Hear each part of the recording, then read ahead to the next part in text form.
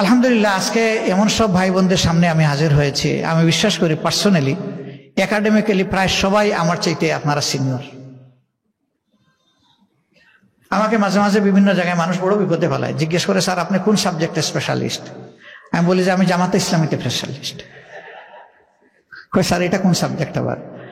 বলে এটা কোনো সাবজেক্ট না হলে ভাই আমি স্পেশালিস্ট।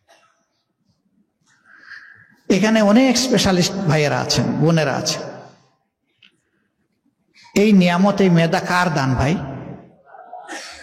আল্লাহ রাব্বুল আলামিন আমাদেরকে মেহেরবানি করে যেটা দিলেন সেটা আমাদের মতো তো একই আকৃতির আরো কিছু মানুষকে আল্লাহ দিতে পারতেন, তাদেরকে না দিয়ে আমাদেরকে দিয়েছেন। আল্লাহ বলছেন হাসরের দিন আল্লাহ তার দেওয়া প্রত্যেকটি নিয়ামতের জন্য আলাদা আলাদা হিসাব নেবেন। আল্লাহু আকবার। আমার কাছ থেকে নিলে ভাই আমি বুঝতে পারি যে আমি ফেল,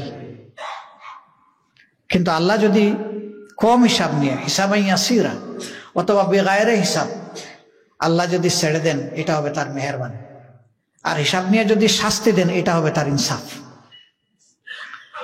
আমরা আল্লাহর মেহেরবানি চাই।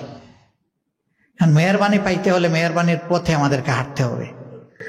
আজকে যে সমাবেশটা হয়েছে আমি বিশ্বাস করি এটা এই কারণে যে আমরা একটা মুক্ত পরিবেশ পেয়েছি। এর আগে আমি চট্টগ্রাম সফর করেছি, একসাথে এত চিকিৎসক ভাইদেরকে সম্ভব হয় না এক জায়গায় যাওয়া। নিশ্চয়ই আয়োজকরা চেষ্টা করেছে, নিশ্চয়ই পরিবেশের অভাবে এটা সম্ভব হয়নি। এখন এই পরিবেশটা আল্লাহ দিয়েছে, মাবুদ মেহেরবানি করেছে। এই দেশকে ভালোবাসা ইমানের অংশ। রাসূল করিম সাল্লাল্লাহু আলাইহি সাল্লাম ছিলেন রাহমাতুল লিল আলামিন, সমস্ত আলম সৃষ্টির জন্য রহমত, শুধু মানুষের জন্য। তিনিও মক্কা থেকে মদিনায় হিজরত করার সময় চোখের পানি টপ টপ করে ফেলেছেন। উটের লাগাম ধরে পিছনের দিকে ফিরে বলেছেন, হায় মক্কা, তোমার সন্তানেরা আমাকে থাকতে দিল না। আবু বকর সিদ্দিক রাদিয়াল্লাহু তাআলা আনহু জড়িয়ে ধরে বলেছেন, হে আল্লাহর হাবিব, আপনি এইভাবে কাঁদতে থাকলে আমার ভয় হয়, গোটা মক্কা শরীফটা আর একটা ডেড সি হয়ে যায় কিনা, মৃত সাগর হয়ে যায় কিনা। আপনি তো সবরের মহাপর্বত, আমি আপনাকে কি বলবো। রাসূল করিম সাল্লাল্লাহু আলাইহি ওয়াসাল্লাম তাকে সামলিয়ে আবার মদিনার দিকে রওনা করেছে। প্রিয় জন্মভূমির জন্য যদি তার কলিজা মুচড় দেয়, আমাদের মতো মানুষের মুচড় দেবে না? অতএব দেশটা আমাদের কলিজার অংশ, এই দেশকে আমাদের ভালোবাসতেই হবে।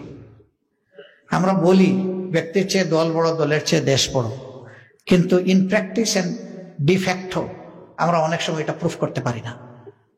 আমরা বরঞ্চ উল্টাটা প্রমাণ করি, কিন্তু মুমিনদের উল্টাটা প্রমাণ করে চলবে না, ওইটাই প্রমাণ করতে হবে।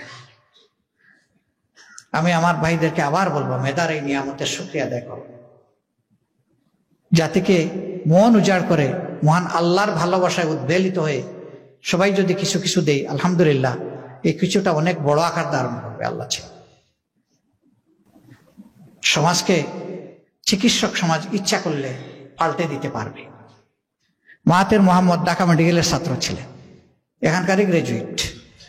তিনি বিধ্বস্ত মালয়েশিয়াকে তুলে ধরে মর্যাদার মালয়েশিয়া হিসেবে দুনিয়ার সামনে প্রতিষ্ঠিত করতে তার সমস্ত মেধাকে তিনি ব্যয় করেছিলেন। আপনারাও সবাই পারবেন ইনশাআল্লাহ। ছাত্র জীবনে অনেকের অনেক ত্যাগ আছে, কন্ট্রিবিউশন আছে।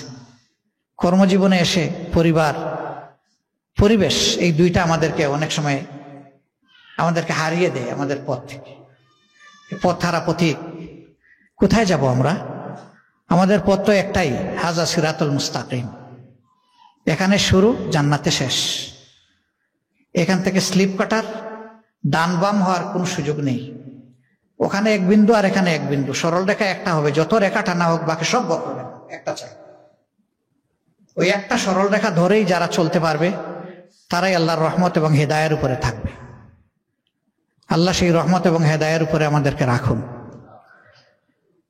চট্টগ্রাম এই এলাকা দিয়েই তো দাঈল আল্লাহরা এই দেশে প্রবেশ করেছিলেন। কিছু মানুষ ভুল উপস্থাপন করে বলে যে আরব বণিকেরা এসে এই দেশে ইসলামের দাওয়াত দিয়েছেন। কথাটা সঠিক নয়। আরব দাঈল আল্লাহরা এসে দাওয়াত দিয়েছেন, বাছার দাগিতে তারা ব্যবসা করেছেন। তারা যদি বণিক হতেন তাহলে এখান থেকে ব্যবসা করে লাভালাভ নিয়ে তারা তাদের দেশে চলে যেতেন। ইতিহাস বলে তারা কেউ ফিরে যাননি, সবাই এখানেই ইন্তেকাল করেছে। এদেশের মানুষকে ভালোবেসে দিনের জন্য তারা এসেছিলেন, এখানেই তারা শায়িত হয়েছে। আল্লাহ তাআলা এই সমস্ত দাঈল আল্লাহদের খেদমতকে কবুল করুন। আল্লাহ তাআলা অপূরণীয় মর্যাদা তাদেরকে দান করুন। আমাদের প্রিয় আন্দোলনের যে সমস্ত রাহবাররা জীবন দিয়ে গেলেন, রক্ত দিয়ে গেলেন, 2 শহীদ আমিরে জামাত থেকে শুরু করে তাদের প্রিয় সহকর্মীরা, এই চট্টগ্রামের মানুষ, সারা দেশের মানুষ, সারা বিশ্বের মুসলমানরা একজনকে কলিজার ভিতর থেকে অনেক ভালোবাসত, আল্লামা দিলওয়ার হোসেন সাঈদী। তিনিও তো ওই অবস্থায় বিদায় নিলেন। কি অপরাধ? ওমা নাকামু মিনহুম ইল্লা ইউমিনু বিল্লাহিল আজিজিল হামিদ। তারা আল্লাহ তাআলার পথ ধরেছিলেন, তার উপর ঈমান এনেছিলেন, আমি আজিজে হামিদ বলেছিলেন। এটাই তাদের অপরাধ। এবার হজের সময় আল্লাহ তাআলা আমাকে আসহাবুল উহদুদ, খেদা, যাদেরকে দুঃখা দিয়ে হত্যা করা হয়েছিল পুড়িয়ে, তাদের সেই জায়গাটা নাজরানে আল্লাহ আমাকে দেখার সুযোগ দিয়েছে। ওখানে গিয়ে আমার মনে হয়েছে যে আল্লাহর পথে যারা, তারা তো মরে না। আল্লাহ তো বলেছেন তাদেরকে তোমরা মৃত বলো না।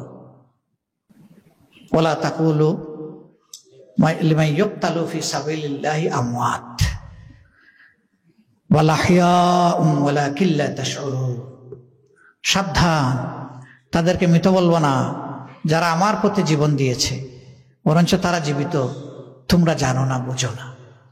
অন্য আয়াতে এসেছে আমি তাদেরকে বেগায়রে হিসাব, আমি তাদেরকে উত্তম রিজেক দিই, সকালে দিই, বিকালে দিই। তারা আমার মেহমান, আল্লাহ তাআলার মেহমান।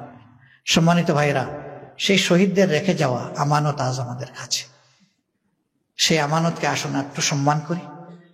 তারা যে পথে আল্লাহর প্রিয় হয়ে গেলেন, চলে গেলেন দুনিয়া থেকে বিরল সম্মান নিয়ে, কোটি কোটি মানুষের চোখের পানি নিয়ে।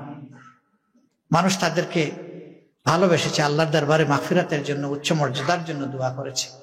আমাদের মনটাও সেই রকম হোক, আমরা হাসি মুখে আল্লাহর দরবারে চলে যাই, আর যাওয়ার সময় একটা আওয়াজ আল্লাহর পক্ষ থেকে শুনি, ইয়া আইয়াতুহান নাফসুল মুতমাইন্নাহ ইরজিই ইলা রাব্বিকি রাদিয়াতাম মারদিয়া ফাদখুলি ফি ইবাদি ওয়াদখুলি জান্নাতি।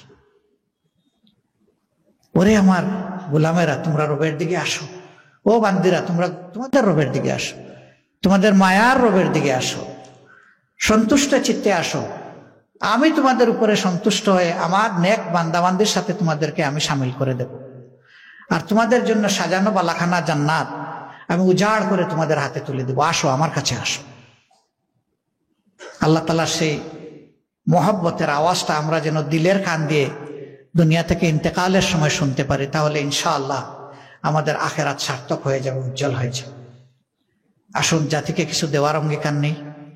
যে রচনা রচিত করেছিলাম ইন্টারমিডিয়েটে, মাই এইম ইন লাইফে, আমার জীবনের লক্ষ্যে, সেই রচনার বাস্তবায়ন ঘটাই। আল্লাহ আমাদেরকে তৌফিক দান করুন। এখান থেকে আল্লাহ তাআলা আল্লাহর এমন এমন বান্দাবান্দি বের করে আনুন যাদের কারণে এই সমাজ বদলে যাবে, পাল্টে যাবে ইনশাআল্লাহ। মহান রবের দরবারে এই দোয়া করে আপনাদের সেহাতে, হায়াতে, আপনাদের রিজেকে, আপনাদের ইজ্জতে, আপনাদের ইলমে এবং আমলে আল্লাহ তাআলা অফুরন্ত বারাকা দান করুন। মহান রবের দরবারে এই আকুতি রেখে আমার কথা এখানেই শেষ করছি। আসসালামু আলাইকুম ওয়া রাহমাতুল্লাহি ওয়া বারাকাতুহু।